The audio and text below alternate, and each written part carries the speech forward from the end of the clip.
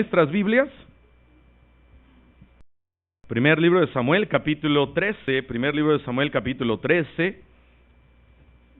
Quiero hablar en esta noche, en esta tarde, acerca del noviazgo cristiano, cuarta parte. El noviazgo cristiano, primer libro de Samuel, capítulo 13. Y vamos a ponernos de pie, por favor. Vamos a leer unos cuantos versículos. Primer libro de Samuel, capítulo 13, del versículo 5 al versículo 13. El noviazgo cristiano. Y yo espero que esto esté siendo de bendición no solamente a ustedes, sino a varios hermanos, quizás aún jóvenes que nos están viendo por internet, acerca del noviazgo. Unos dicen: pastor, ¿por qué no aprendí esto antes? Me hubiera ahorrado tantos dolores de cabeza, tantos problemas y cosas, pero bueno, nunca es tarde escuchar y poder no solamente usar algo de todo lo que se está hablando, pero también poderlo aplicarlo en nuestros hijos. Muy bien, vamos a leer primer libro de Samuel, capítulo 13, versículo 5 al versículo 13. Dice la palabra de Dios: entonces los filisteos se juntaron para pelear contra Israel, 30,000 carros, 6,000 hombres de a caballo y pueblo numeroso como la arena que está a la orilla del mar, y subieron y acamparon en Micmas al oriente de Bet-Aven. Cuando los hombres de Israel vieron que estaban en estrecho, porque el pueblo estaba en aprieto, se escondieron en cuevas, en fosos, en peñascos, en rocas y en cisternas. Y algunos de los hebreos pasaron el Jordán a la tierra de Gad y de Galaad, pero Saúl permaneció aún en Gilgal, y todo el pueblo iba tras él temblando. Y él esperó 7 días conforme al plazo que Samuel había dicho, pero Samuel no venía a Gilgal, y el pueblo se le desertaba. Entonces dijo Saúl: traedme holocausto y ofrendas de paz, y ofreció el holocausto. Y cuando él acababa de ofrecer el holocausto, he aquí Samuel que venía, y Saúl salió a recibirle para saludarle. Entonces Samuel dijo: ¿qué has hecho? Y Saúl respondió: porque vi que el pueblo se me desertaba, y que tú no venías dentro del plazo señalado, y que los filisteos estaban reunidos en Micmas. Me dije: ahora descenderán los filisteos contra mí a Gilgal, y yo no he implorado el favor de Jehová. Me esforcé pues y ofrecí holocausto. ¿Todos? Entonces Samuel dijo a Saúl: locamente has hecho, no guardaste el mandamiento de Jehová tu Dios que él te había ordenado, pues ahora Jehová hubiera confirmado tu reino sobre Israel para siempre. Muy bien, vamos a cerrar nuestros ojos y vamos a orar. Padre, te damos gracias nuevamente por tu palabra. Te pedimos, Señor, que tu palabra nos hable, que podamos cada uno de nosotros darnos cuenta de lo importante que es el matrimonio y este paso antes que se da, antes de casarse, que es el noviazgo, el cortejar. Te pedimos, Señor, que tú bendigas a cada uno de los jóvenes que están acá, que están oyendo, para que puedan llevar un noviazgo cristiano.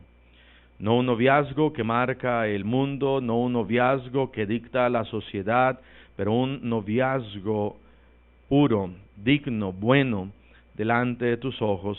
Gracias, Señor, te damos por tu palabra.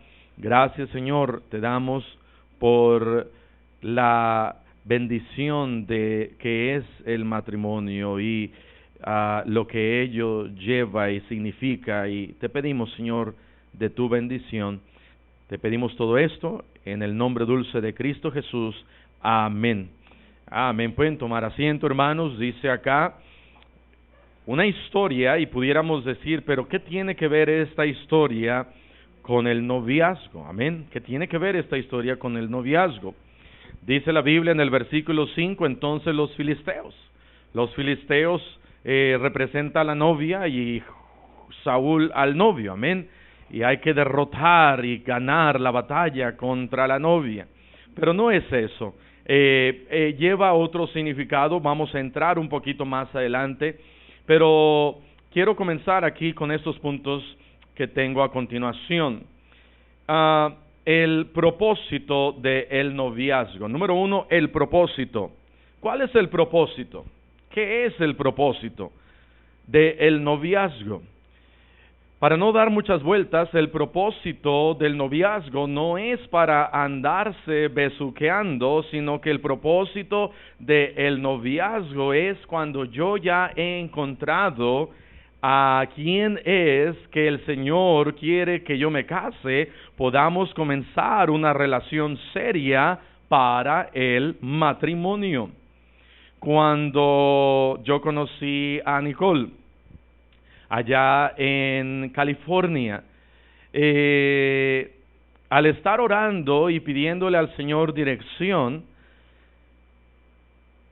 unos días antes, al estar ella y yo platicando y tratando de ver, ¿será esta la mujer con la que Dios quiere que me case?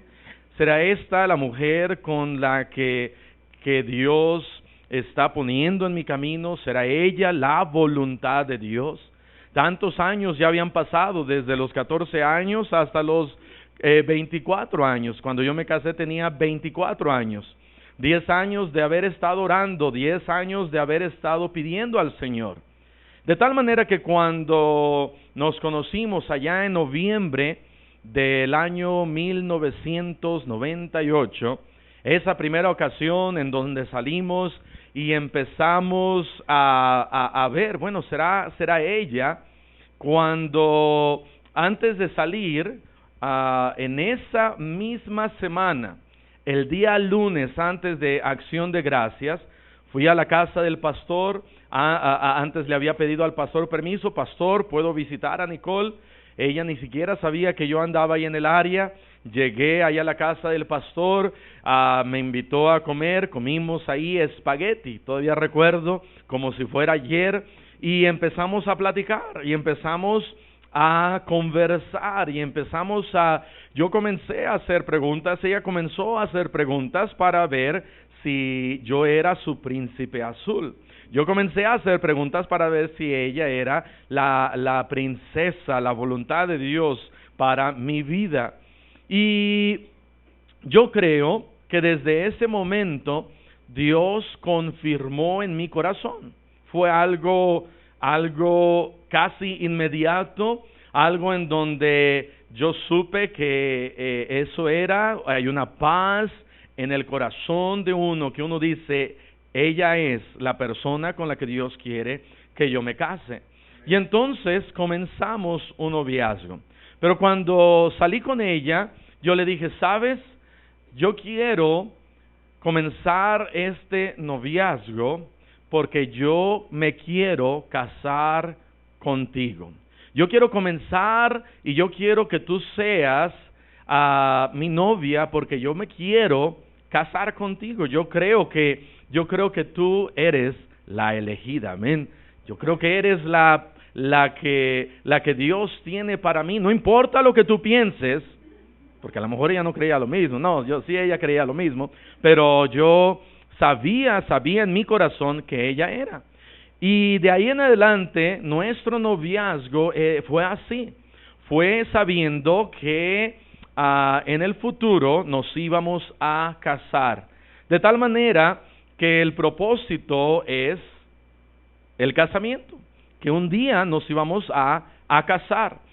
Hay una diferencia que nosotros encontramos en el propósito del noviazgo de este mundo. El propósito del noviazgo de este mundo, de la sociedad, no es el mismo que el propósito que Dios nos pone para que nosotros sigamos. El propósito del mundo, y le vamos a llamar y le vamos a poner una palabra, el noviar. El noviar en este mundo es comenzar a tener diferentes novias desde la edad 13, 12, 11 años y a lo mejor menos, para pasar un buen tiempo y después, no sé, la primera que quede embarazada, con esa me caso. Ese es el plan y el propósito, que no lleva mucho plan en esta sociedad, en este mundo. Pero el propósito de Dios, vamos a llamarle esta palabra cortejar. Cortejar es muy diferente a noviar. Noviar es pasar un buen tiempo de tener una y otra novia, ya pasaron como 30 novias, 40 novias, y se pelean ahí en la primaria, secundaria, preparatoria, ¿quién tuvo más novias? Y ese es el ganador. En el propósito de Dios no es así. En el propósito de Dios es que un joven, una señorita, caminen con el Señor, se mantengan en el camino del Señor, y que cuando sea tiempo para ellos de edad de casarse, por ahí de los 20, 22 años, cuando están terminando su instituto bíblico, por decir, entonces hay una señorita que está sirviendo al Señor, que ama a Dios, que es ganadora de almas, que yo puedo ver que nosotros dos casados vamos a poder hacer la obra de Dios. Voy a empezar a hacer algunas preguntas, voy a ver si ella voy a empezar a pedir consejo, voy a orar a Dios, y cuando todas estas cosas se resuelvan, voy entonces a ver si yo le gusto a ella y ya ella me gusta a mí. Y entonces toma ese paso de valor, de decirle a ella, ¿te gustaría ser mi novia? En el ámbito que estoy aquí hablando de cortejar, ¿te gustaría ser mi novia?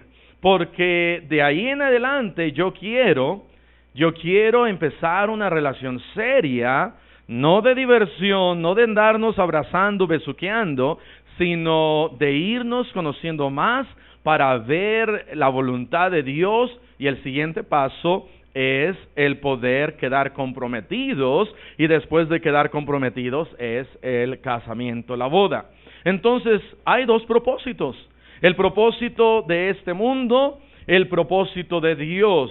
El propósito de Dios es el propósito bíblico, es el patrón a seguir, es el ejemplo a seguir. La sociedad nos enseña, nos dice, nos dicta, y a veces cuando cambiamos un poquito, porque así me dice Dios, algunos se sienten raro, es raro, ¿cómo que mi hijo va a salir con un acompañante, con un chaperón? Yo no hice eso. Pues no, por eso te salieron mal las cosas, por eso no te puro, por eso ahora dices, ¿qué es esto? ¿Con quién me casé? ¿Por qué me está sucediendo esto? Porque es algo que debe de llevar a Dios en oración. Número 1, el propósito. Número 2, la preparación. La preparación. ¿Cuál es la preparación? Yo creo que debe de comenzar con una preparación espiritual en la vida de cada joven, de cada señorita. Debe de comenzar en buscar a Dios todos los días.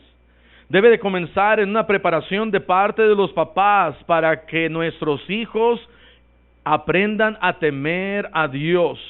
Debe de haber una preparación, un temor a Dios en cuanto a que, como un servidor, y yo creo que varios han hecho, de comenzar a llevar esto en oración a Dios. No es solamente que me encuentro a alguien y me gustó y me caso con ella, sino es una preparación, es algo en donde yo estoy preparándome, primero que nada, espiritualmente. La preparación espiritual, la preparación de buscar si yo estoy en sintonía con el Señor, si yo estoy caminando con Dios, y esta muchacha que Dios ponga en mi camino de la misma manera está caminando con Dios, wow, resulta casi de una manera mágica, entre comillas, a lo que nosotros le podríamos llamar el poder de Dios manifestado en la vida de la señorita y en la vida del joven. Yo creo 100% que Dios puso en nuestras vidas una preparación espiritual. Aparte de que en este caso mi esposa tuvo la oportunidad y la bendición y el privilegio de haber ido a un buen colegio bíblico, a un buen instituto bíblico, de la misma manera Dios me puso en un buen instituto bíblico, en donde a ella, las cosas que ella aprendió, las cosas que yo aprendí, cuando ella y yo nos conocimos, dije, wow, estamos casi igual. El día de ayer, cuando veníamos de allá de Oaxaca, nos sentamos y pedimos algo de tomar, no les voy a decir, porque quiero ser sarcástico, ya no puedo, pero cuando pedimos el de tomar, ella y yo pedimos lo mismo. Y bueno, es ¿cómo podríamos decir? Dios pone mismos intereses, mismos gustos, no es 100%, pero yo creo que hay en todo esto una preparación, esa preparación espiritual, el estar orando, el estar buscando al Señor. Cuando Dios pone en el corazón de Abraham para que mande a Eleazar, su siervo, y vaya a buscar a una señorita, esa señorita amaba al Señor, esa señorita había tenido una preparación espiritual tanto como Isaac de la misma manera. Pero también debe de haber otro cierto tipo de preparaciones. Yo creo que como papás debemos nosotros preparar a nuestros hijos para el matrimonio. Debemos nosotros de hacer ciertas cosas, enseñarles ciertas cosas. Una de ellas, y muy importante, yo creo que debemos de nosotros como papás, no solamente enseñarles a nuestros hijos a que amen a Dios, pero enseñarles a nuestros hijos que tengan carácter. Que tengan carácter. Estamos viviendo en días en donde lo más importante es de dónde graduó a alguien, y a lo mejor fue un flojo, a lo mejor nunca estudió, a lo mejor se la pasó pagando a los maestros, pero no tenía nada de carácter. Viviendo en días en donde los jóvenes están graduando, en donde eran unos flojos y salen de estudiar y sus papás le pagaron todo, pero no tiene habilidades, no tiene sentido común, no es responsable, no tiene carácter. Tenemos nosotros como papás que preparar a nuestros hijos en cuestión de el carácter. Las mujeres, que las mujeres puedan, ¿verdad?, aparte de muchas cosas, aprendan a cocinar, amén. Aprendan a cocinar. Se van a casar y que si solamente le hacen un cereal al esposo, se va a morir de hambre. Debemos nosotros como familias, papás, enseñar a nuestros hijos para que aprendan a hacer ciertas cosas que son básicas. Aprender a cocinar. Una hermana enseñó a sus hijas, y desde la edad de 6, 7 años les enseñó a cocinar. Y les enseñó y les dijo, ustedes van a aprender a cocinar y van a hacerle así. Y a la edad de 7 o 8 años, la hermana bien metida ahí, enseñándoles a cocinar a sus hijas. Un día ellos se quedaron en nuestra casa, hace como 10 años, como unos 7 años. Y al día siguiente, les ofrecimos a los hermanos, que querían de desayunar. Estábamos, me parece, en conferencias, y les dijimos que si gustaban algún cereal. Y la niñita dijo, esa es comida de flojos, porque mi mamá no me enseñó así.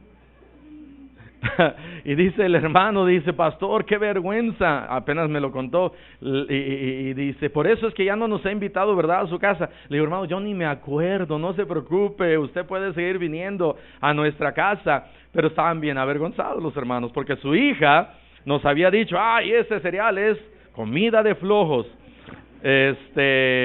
Su mamá estaba bien metida tratando de enseñar a su hija la importancia de cocinar. Nuestra hija Raquel, desde los 7, 8 años, le gusta cocinar. A mi hijo David también, yo creo que él va a ser el cocinero en la casa, una vez que se case con la esposa. Pero tenemos que enseñar habilidades a nuestros hijos. Tenemos que enseñarles una preparación espiritual, una preparación de carácter, de habilidades. Que aprendan las mujeres a planchar, que aprendan a servir. Dice la Biblia aquí en Génesis capítulo 24, regresando a la historia de Isaac, y aquí cuando Eleazar está buscando una esposa para Isaac, dice la palabra de Dios en Génesis 24, versículo 45, Dice, antes que acabase de hablar en mi corazón, he aquí Rebeca que salía con su cántaro sobre su hombro y descendió a la fuente y sacó agua y le dije, te ruego que me des de beber. Y bajó, ¿cómo?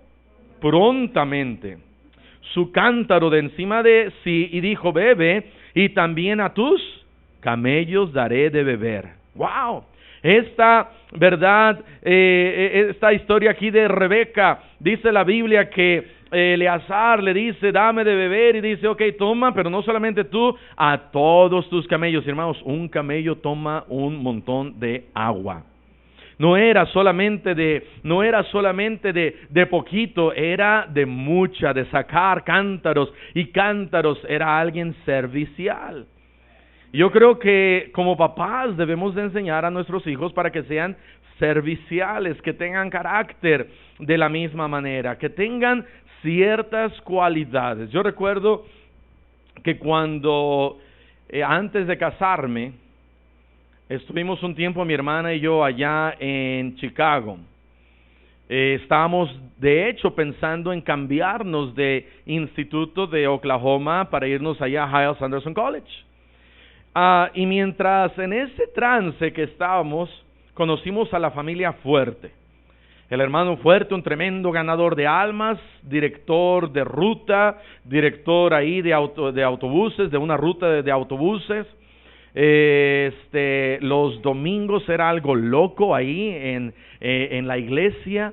Nos teníamos que levantar como a las 4:30 de la madrugada para que a las 5 estuviéramos, o 5:30 estuviéramos allá en la iglesia. Salíamos de ahí hasta de Hammond, Indiana, íbamos hasta Chicago, y ahí íbamos a una panadería, comprábamos pan, íbamos a la casa de unos hermanos, tomábamos café y pan. Llegando a las 7 de la mañana, empezamos a llamar a todos los niños que iban a venir. Empezando 7:30, los empezamos a recoger hasta las 8:30, 9. De ahí 45 minutos hasta Hammond, Indiana, y teníamos que llegar ahí a las no recuerdo si comenzaban 9:30, pero creo que teníamos que llegar como 9:15.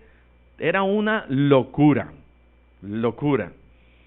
Pero este hermano Fuerte y su esposa eran algo tremendo, sirviendo al Señor. La hermana Fuerte, cuando el día en que ellos se casaron, me cuentan que el día en que ellos se casaron, los casó el pastor Elmer Fernández. El día en que ellos se casaron, ella en la mañana fue a ganar almas. Dijo, aunque sea el día de mi boda, voy a ir a ganar almas. Y fue a ganar almas la hermana.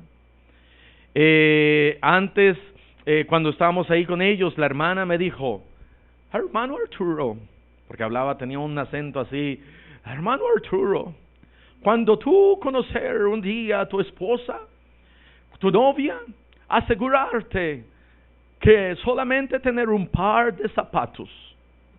Yo dije, ¿pero por qué un par de zapatos? Dice, no te cases con alguien que tiene muchos pares de zapatos. Asegurarte que tiene nomás un par de zapatos. Dije, ok, pues tomaré su consejo. Cuando empecé a citar a Nicole, así le dije, ¿y cuántos pares de zapatos tienes? Me dijo, no, pues estos para entre semana y unos bonitos para el domingo para ir a la iglesia. Wow, dije, bueno, como que me quedé así pensando, le hablo a la hermana Fuerte, ¿pasará la prueba mi esposa, mi novia, o no pasará? Amén. Pero era un consejo que ella me dio, era algo de ciertas cosas de buscar en una mujer. No me dijo, mira, busca la hermosura, sino me dijo, mira, esto es parte del carácter. Porque si te casas con alguien que tiene un montón de zapatos, cuando te cases va a querer un montón de zapatos. Amén.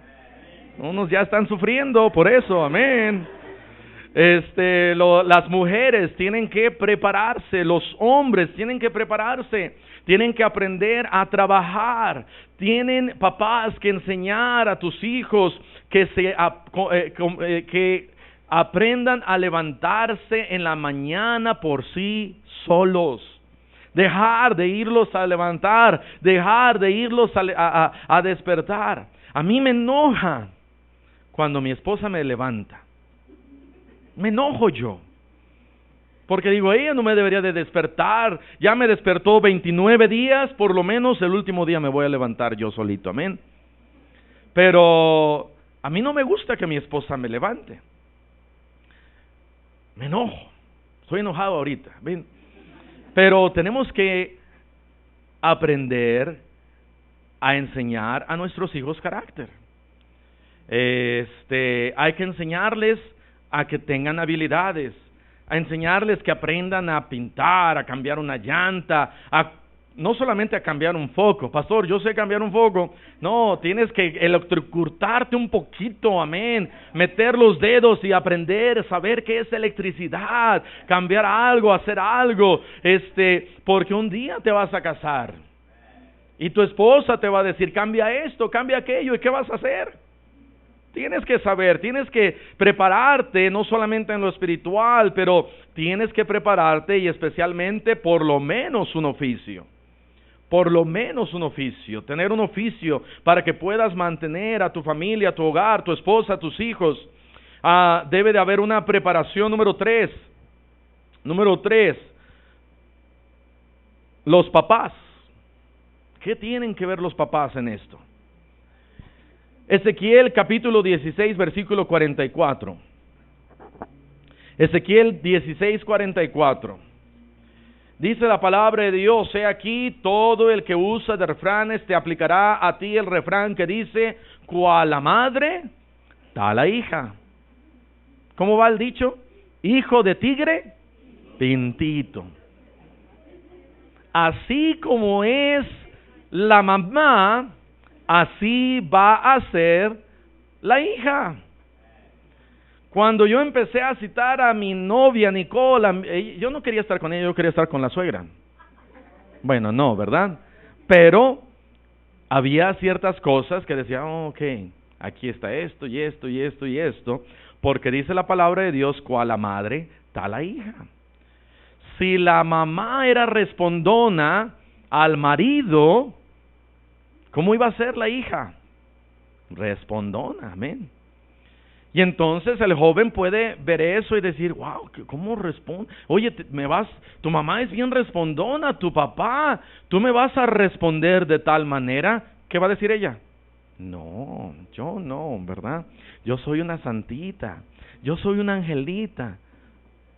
Sí, te está mintiendo, porque se quiere casar contigo, te está engatusando. Son los poderes mágicos que ella está usando en ti y tú estás hipnotizado, léelo, y a esto se le llama enamoramiento. El enamoramiento no te deja ver más allá de la realidad.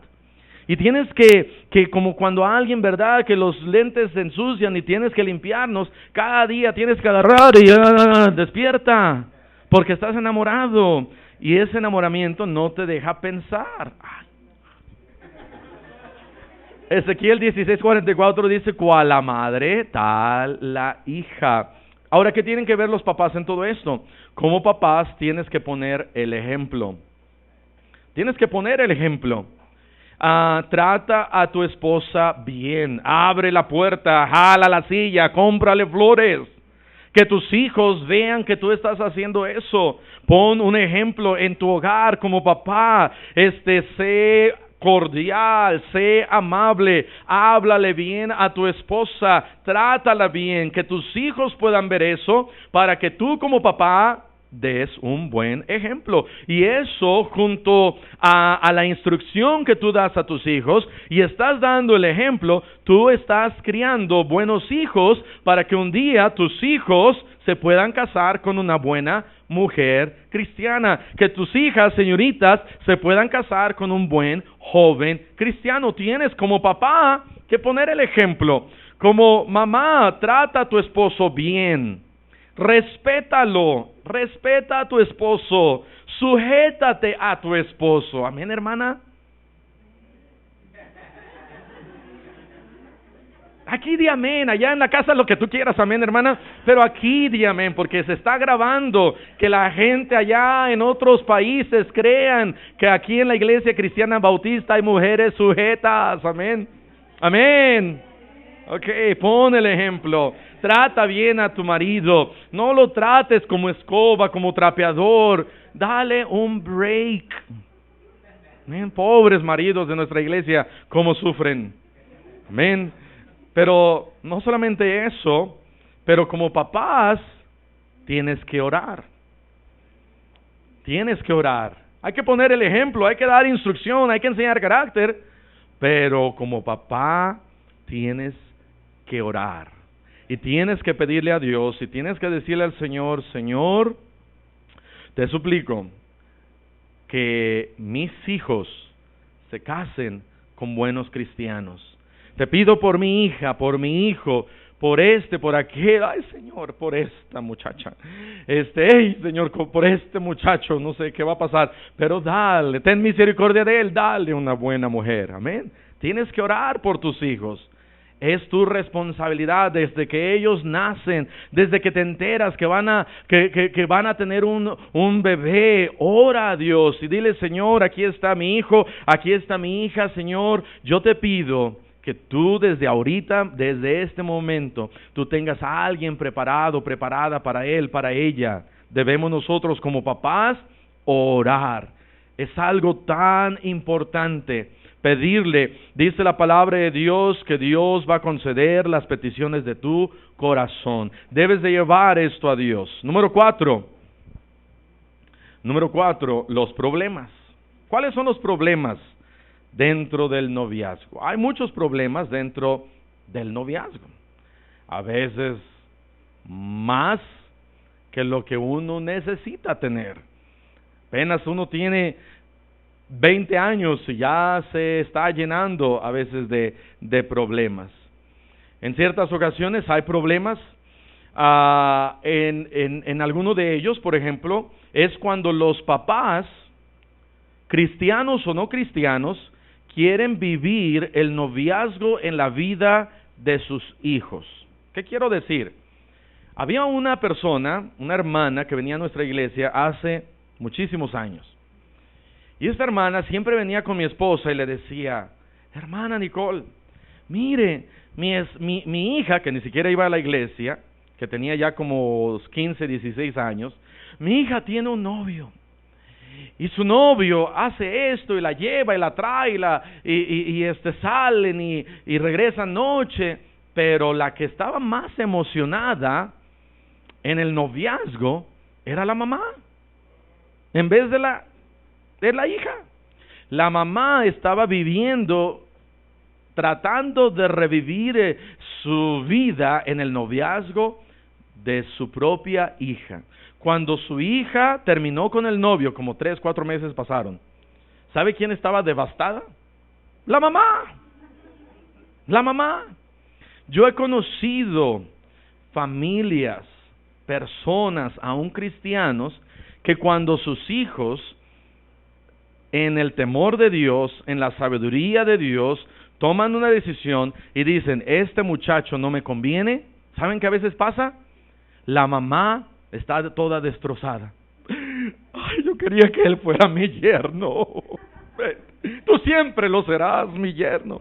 Ese es un grave problema. ¿Por qué? Porque a veces los hijos tienen más discernimiento espiritual que los propios papás. Tenemos nosotros como papás no guiarnos también por las apariencias, por lo que se ve, lo que no se ve. Hay que llevarlo todo esto a Dios y buscar la voluntad de Dios. Otro problema, cuando aquí está un joven que tiene mucho dinero y medio guapo, y aquí está otro joven medio feo, no tiene nada de dinero. Normalmente los papás que dicen, pues hija, mira, papá, pero no es ni espiritual, ni vale, no importa, mira, tiene dinero. Y cuando la hija termina escogiendo al pobre, al que medio feo está, y gloria a Dios que los feos, aún nuestra esposa nos quiere, amén. Todos dijeron amén, qué bueno. Pero cuando hay alguien así, una joven que en la voluntad de Dios escoge a un buen joven, ¿sabes qué? Esa jovencita va a vivir mejor porque el dinero no lo es todo. No lo es todo. Es mejor un hogar en donde hay pobreza, hay humildad, apenas uno trabaja y ahí se la va llevando, pero el esposo y la esposa se aman y se quieren.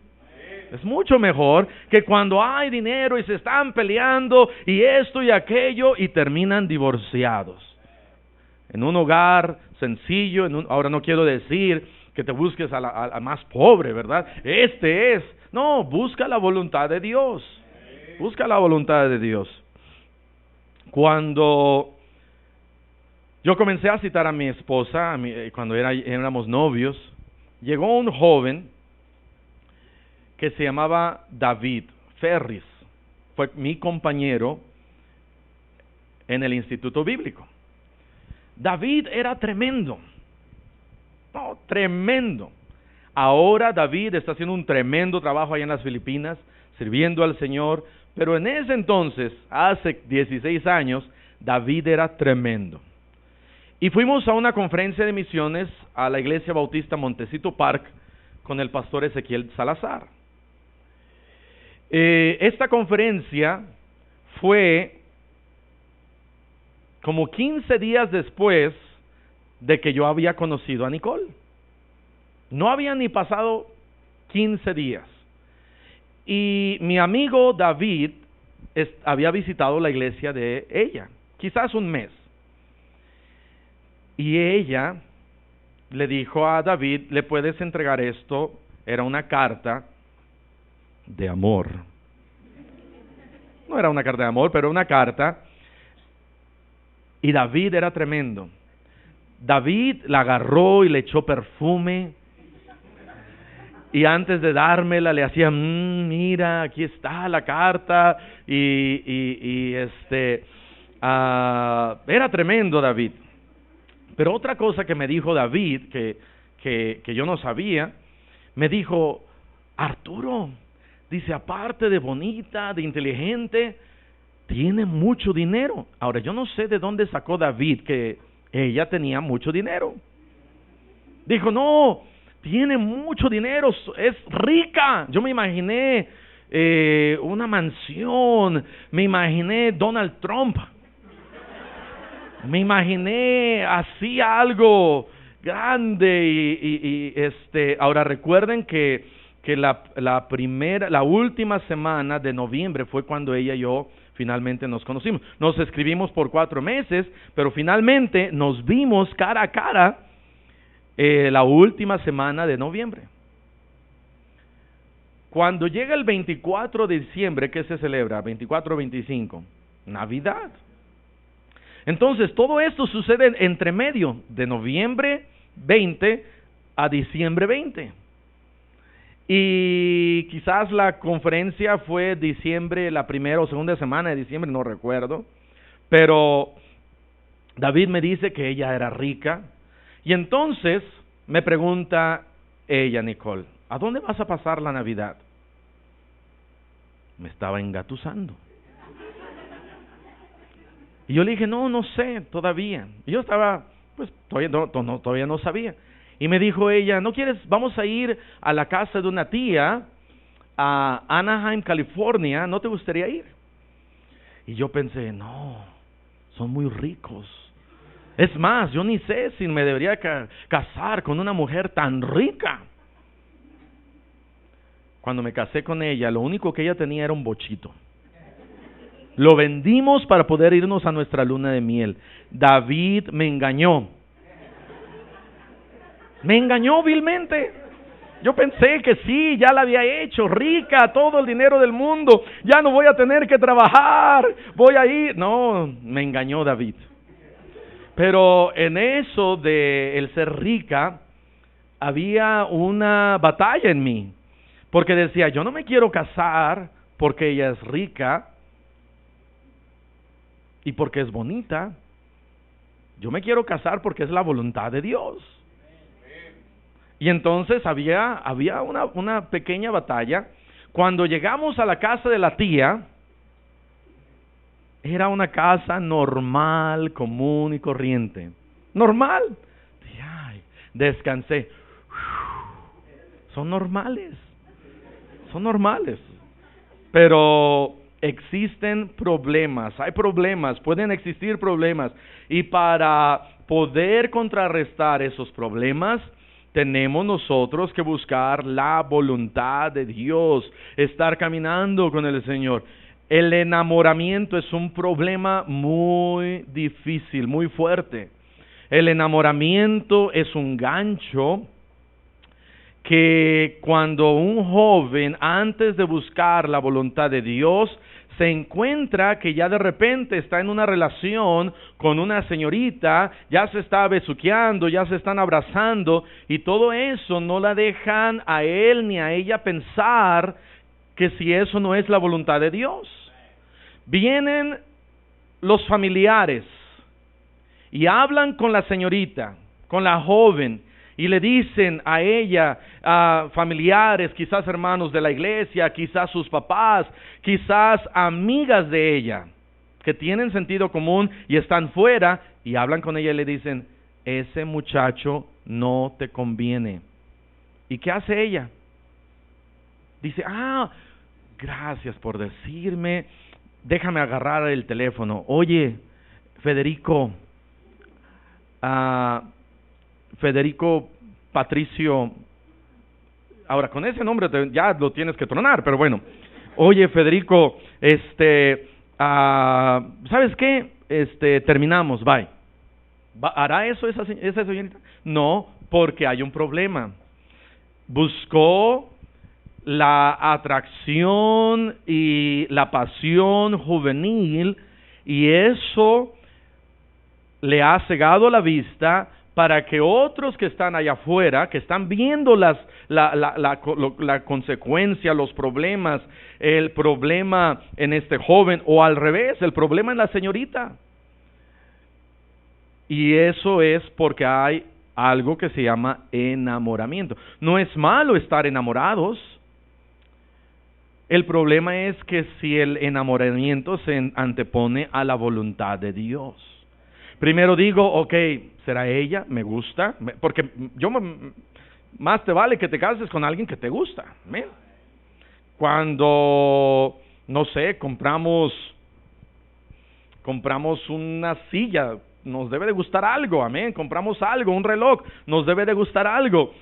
Cuando te la vas a pasar toda la vida despertándote con una mujer a un lado tuyo, y lo primero que haces al abrir los ojos, vas a ver un greñero y ahí algo, más vale que lo que está bajo ese greñero te guste.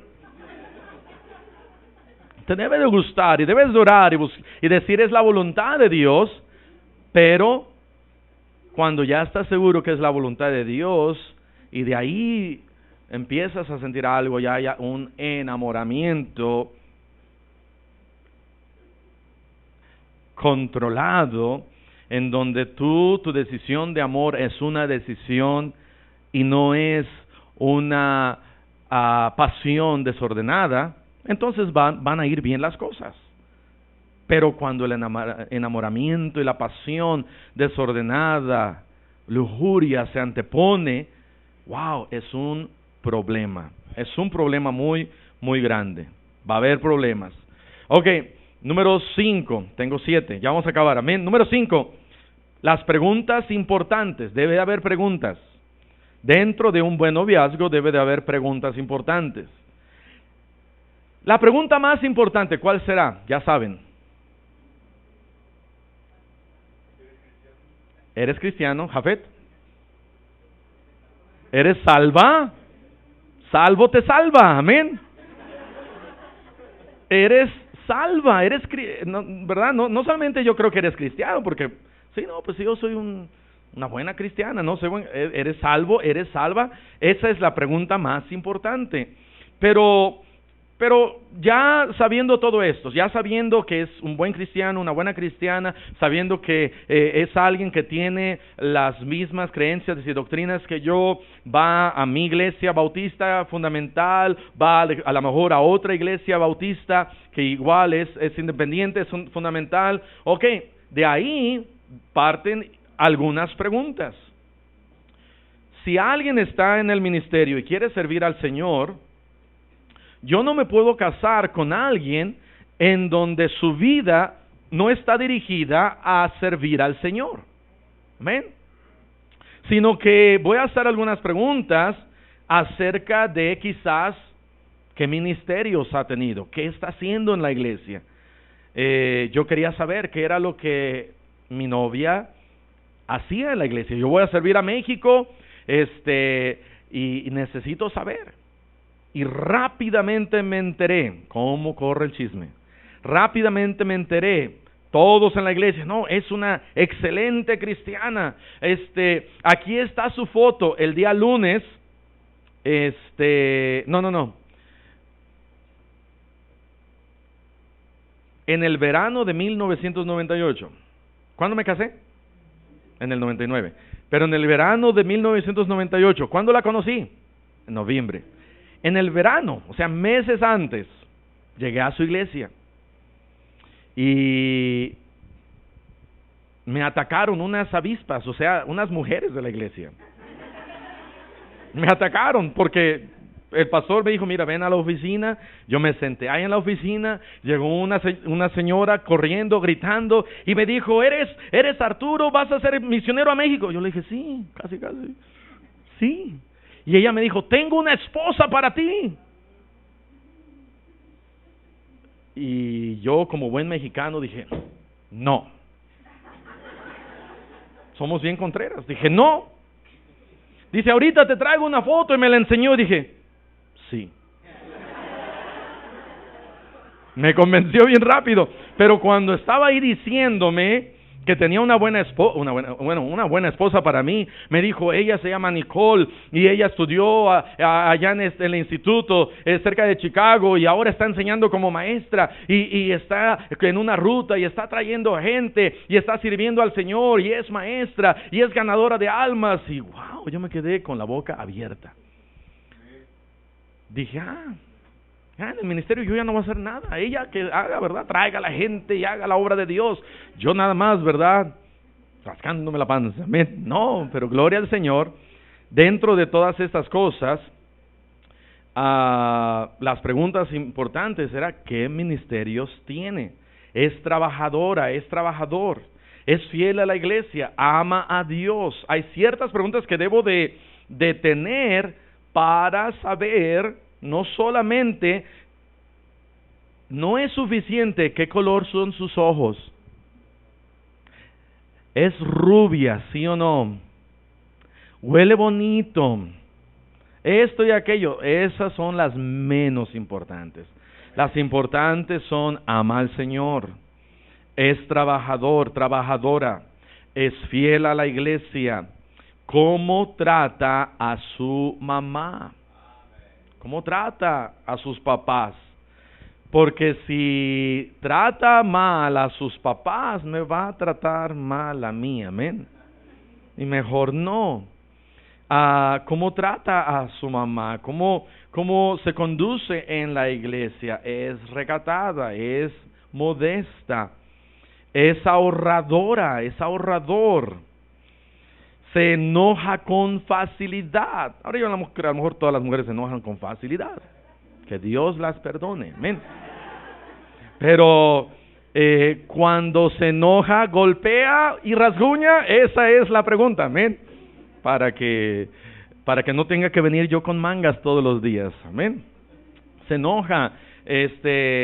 Hay preguntas importantes. Porque dentro de estas preguntas es la oración que uno ha hecho durante toda su juventud. La oración que yo había hecho era, Señor, que te ame, que sea ganadora de almas, que sea buena maestra, que pueda ser una buena mamá. Y entonces dentro de todas estas cosas, cuando ya estoy yo tratando con ella, debo de hacer estas preguntas. No solamente cuál es tu color favorito, pero preguntas. Esto me lleva al número 6, la planeación. ¿Cuál es la planeación? El cortejo o noviazgo cristiano, otra vez, no es para andarse besuqueando y abrazando y haciendo otras cosas, sino es una planeación. Es la antesala del casamiento. Y entonces debe de haber cierta planeación. Nosotros, ese primer día en noviembre, lunes, era el cuarto lunes de noviembre de 1998, le hablé al pastor. Yo estaba con un hermano, se llama Benito Salgado. Hace 2 días hablé con el hermano Benito y tenía como 15 años que no hablaba con él. ¿Se acuerda, hermano? ¿Verdad? Yo estaba en su casa con el hermano Benito, me desperté y el Espíritu Santo me dijo, junto con Benny Hinn, me dijo el Espíritu Santo, háblale a Nicole. Dije, ¿pero dónde estará Nicole? A lo mejor está a horas y horas de distancia. Yo estaba en Hemet, California. Y le pregunto al hermano Benito, ¿dónde queda Vista, California? Dice, aquí está, a 1 hora de distancia. Dije, wow, qué tremendo. Me armé de valor, tomé el teléfono, le hablé al pastor y le dije, pastor, quiero visitar a Nicole, ¿me da permiso? Me dijo, ¿de veras? Le dije, sí. ¿De veras? Le dije, pues sí, no estoy jugando, soy mexicano y los mexicanos no jugamos. En esa mañana, mi esposa le dijo al Señor, Señor, si tú no me lo vas a dar, te lo entrego.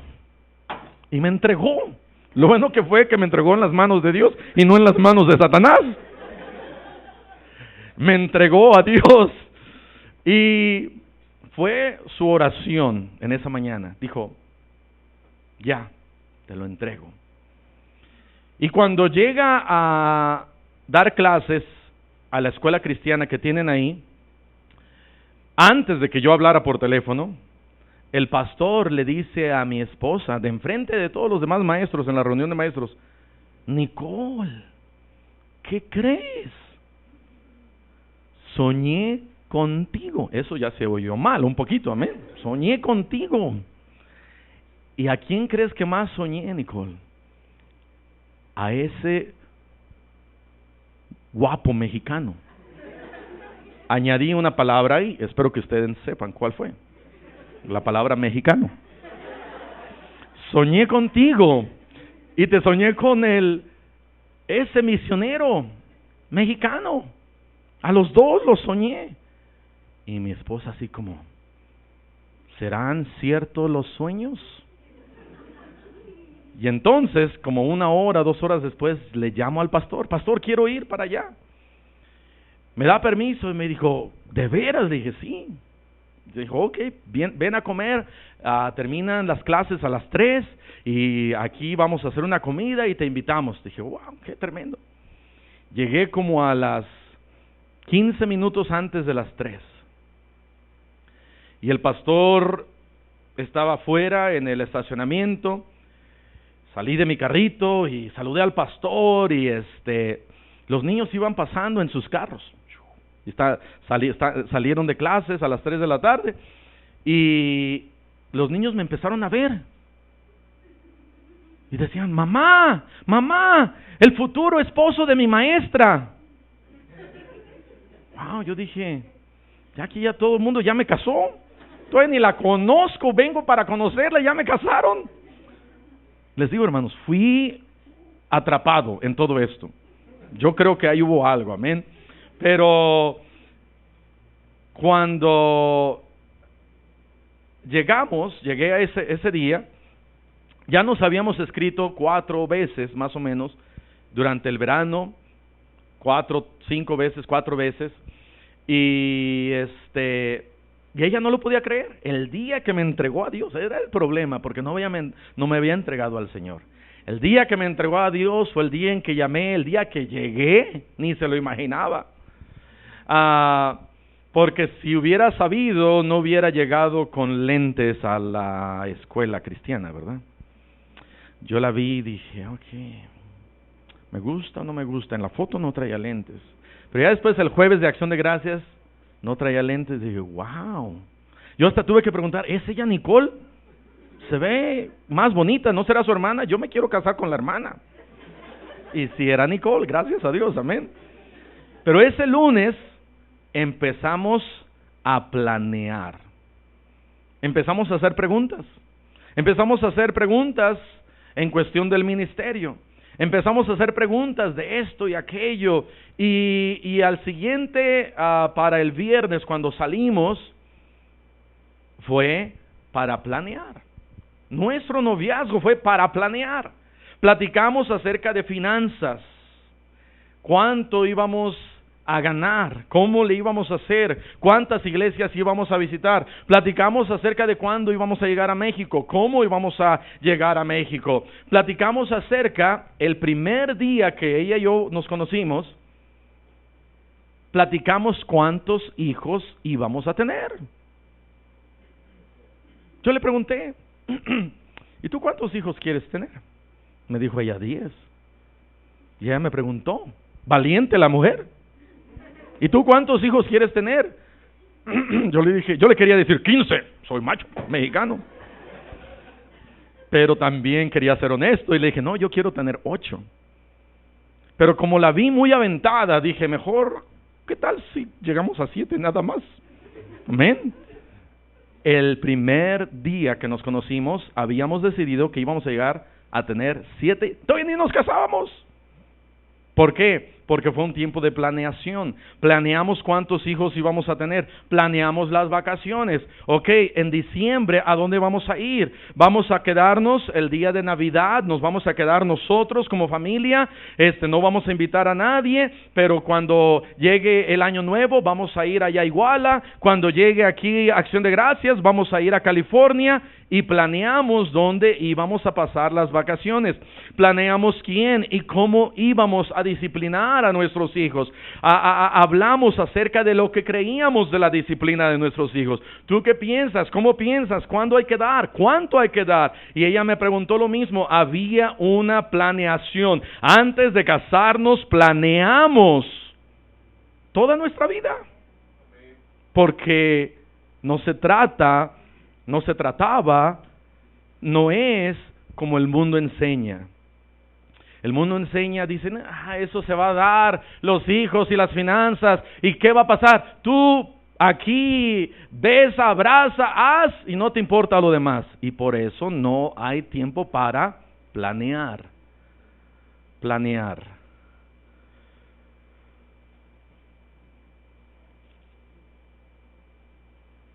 Número 7 y final, sé paciente. Sé paciente. Regresando al primer libro de Samuel capítulo 13. ¿Qué tiene que ver? Ahora sí vamos a empezar la predicación, amén. Primer libro de Samuel capítulo 13.